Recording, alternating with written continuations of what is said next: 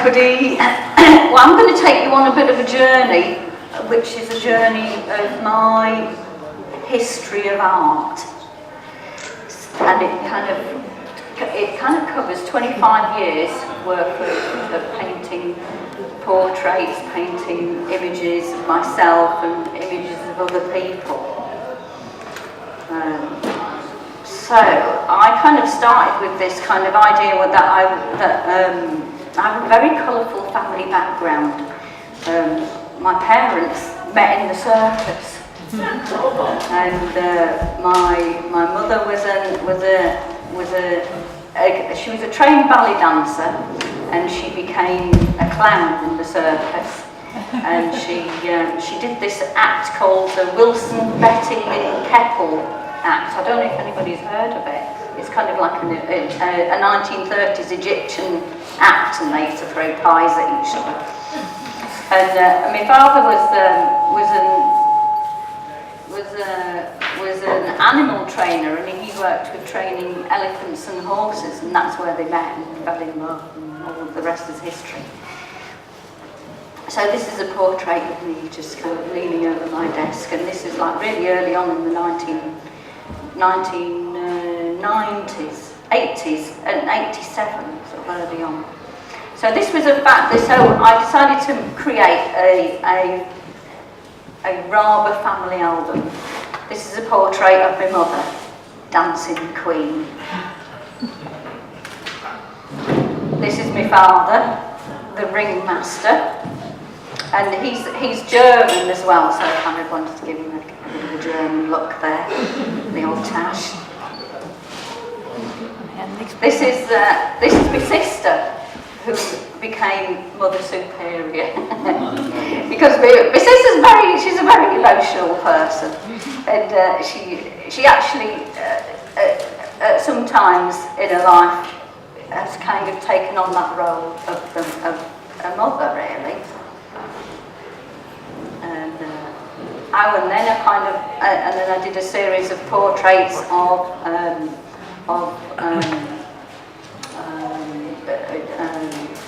disabled artists and emerging disabled artists, and these are people who have kind of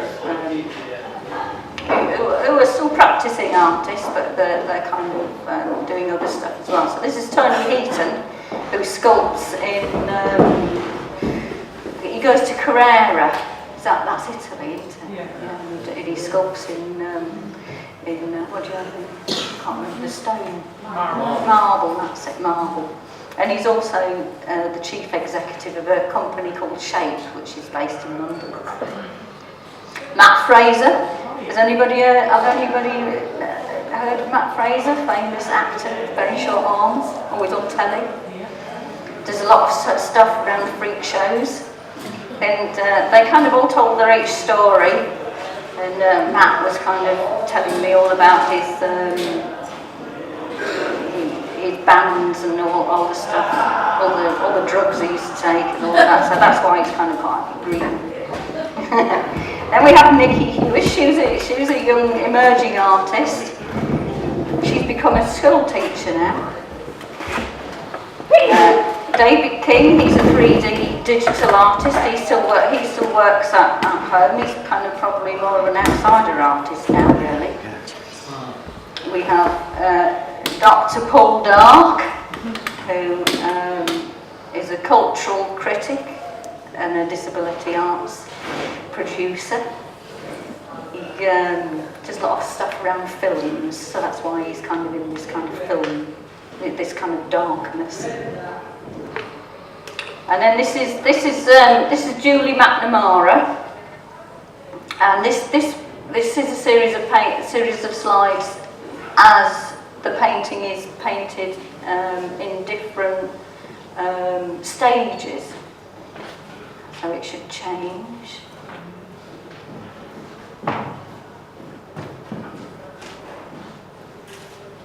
It's painted in oil paints, so as she changes from it's like she's a different person in each painting.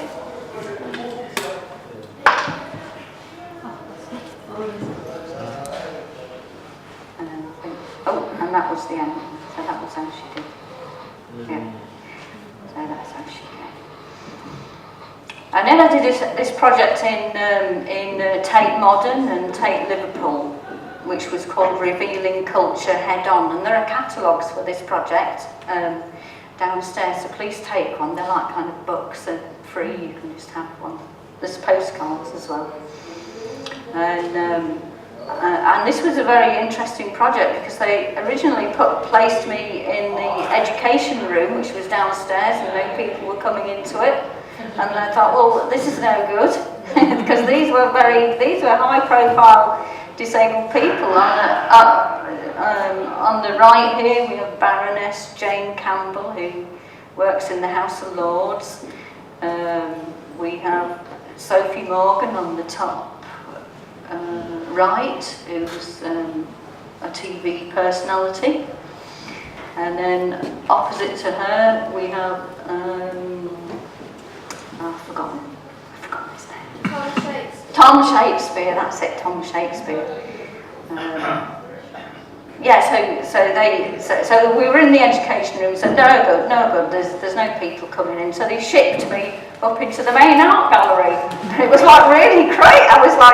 I was in like a studio which was right off the surrealist paintings. So it was great. So like people could just kind of come in and wander in and see what was going on. They could sit down, do a drawing, or they could chat. And so sometimes we had like 500 people in there. So that was quite nothing on that one.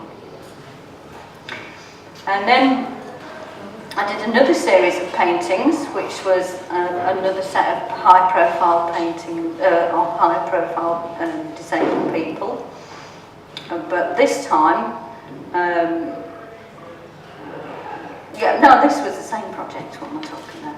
Yeah, this is Sir Bert Massey. And they had to bring an object.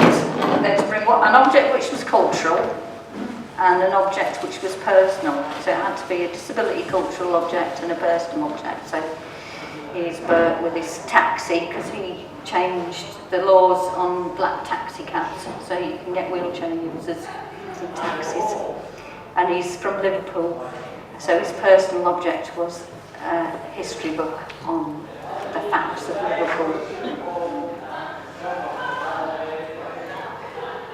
And then we have Jane Campbell, and she's sitting there with her seal between her knees, which is what they give you when you become a dame or a baroness.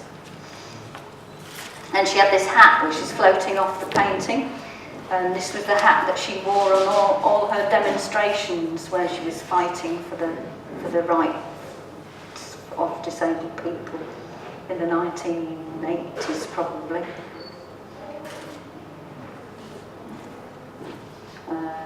This lady, I cannot remember her name, but she looks gorgeous. Yeah. And I quite like this one because I've got her captured in action there.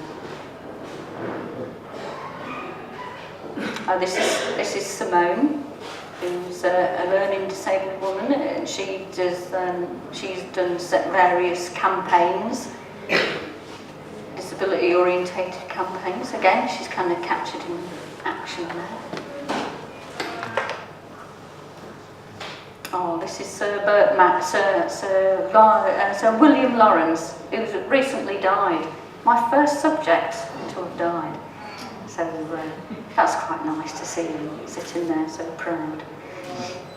And this is his family portrait on the bottom there. He's done a lot of work for tourism around the world. And again, that's Sophie Morgan, who's on TV quite a lot. My youngest subject for this collection. And then I did this series of portraits which was called The Custodians, which was in a National Trust property called Croft Castle. And I did a series of portraits of staff and volunteers who worked for the castle, and this is Una. She'd worked as a volunteer for 30 years. She wasn't quite happy with her portrait. This was her finished portrait hanging in the house. If she didn't quite like it, she thought that she looked like she was sucking a lemon. But actually, this is one of my favourite portraits that I've done in all time.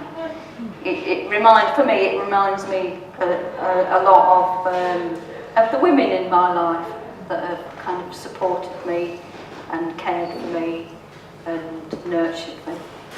So I quite like it. It sits on the wall in my studio at home.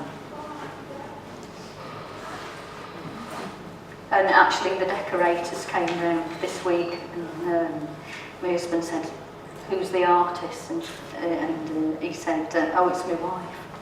He says, "Oh, she's very good." Again, this is another portrait in the castle. This is the finished one, and I was kind of trying to echo the little portrait on the top there.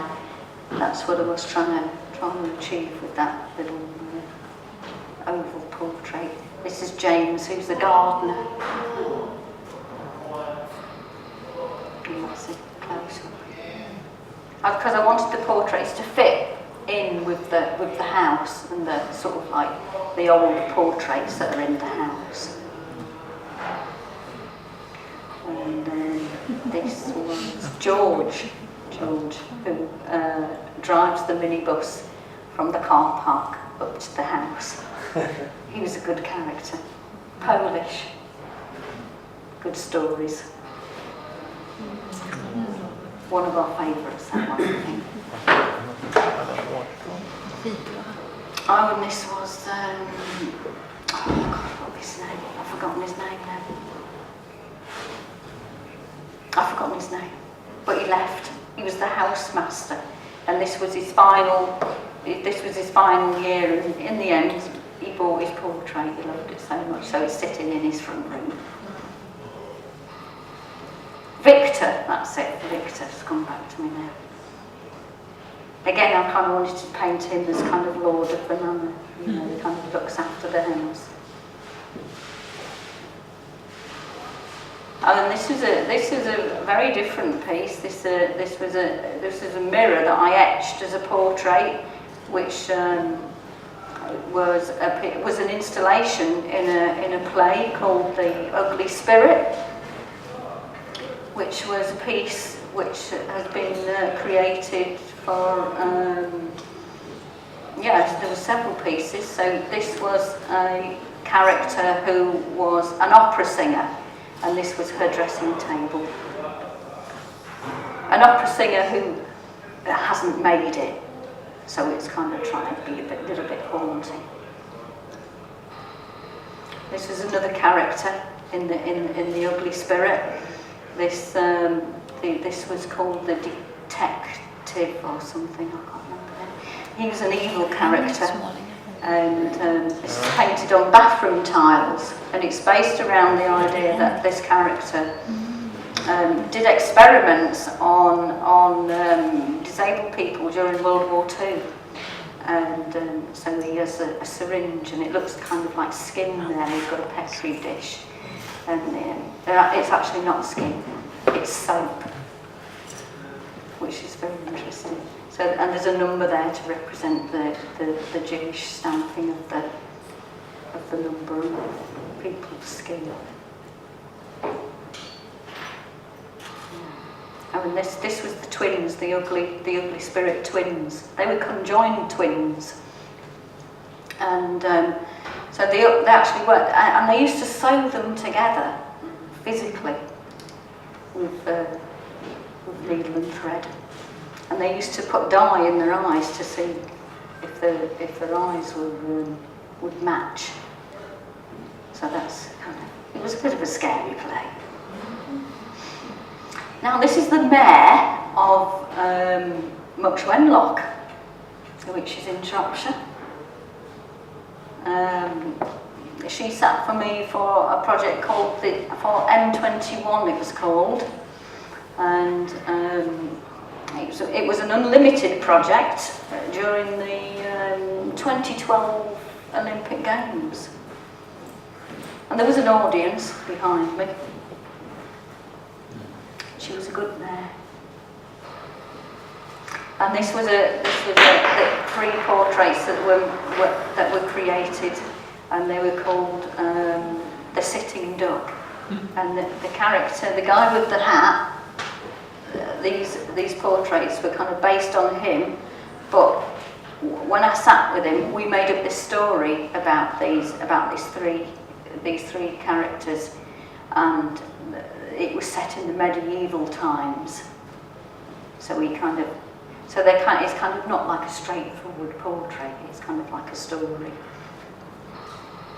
And then there's a few pieces of digital drawings that I've, which there's finer ones downstairs on the evolving wall.